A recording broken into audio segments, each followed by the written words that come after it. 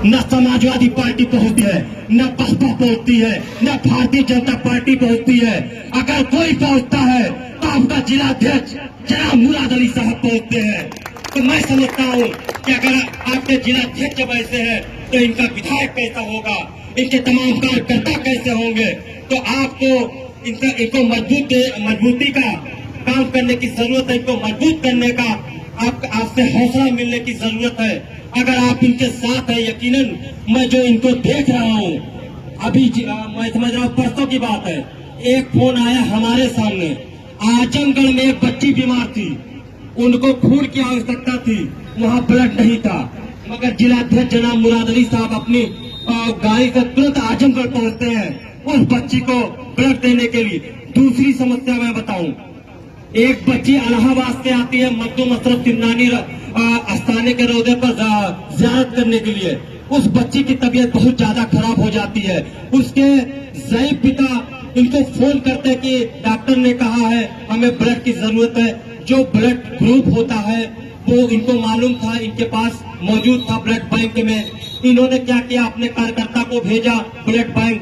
तो वहां पे वो जो कर्मचारी, क्या नाम था सालिम भाई, वीरेंद्र सिंह, वो नशे में वो इनके कार्यकर्ता को इनकार कर देता है कि यहाँ पे ब्लड ग्रुप उपलब्ध नहीं है, और चंद घंटे के बाद उस बच्ची की मौत हो जाती है।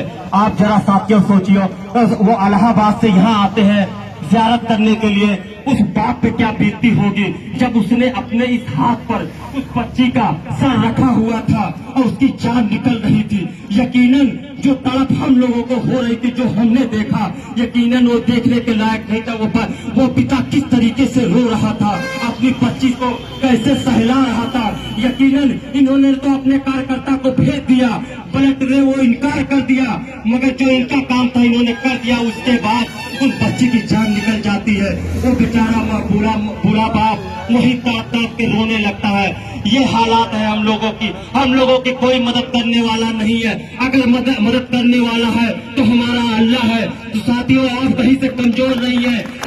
ये जमात अगर किसी से डरती है, अगर कहीं भी झुकती है तो अल्लाह की बारगाह में झुकती है, और कहीं नहीं झुकने वाली है साथियों। और आपको घबराने की जरूरत नहीं है।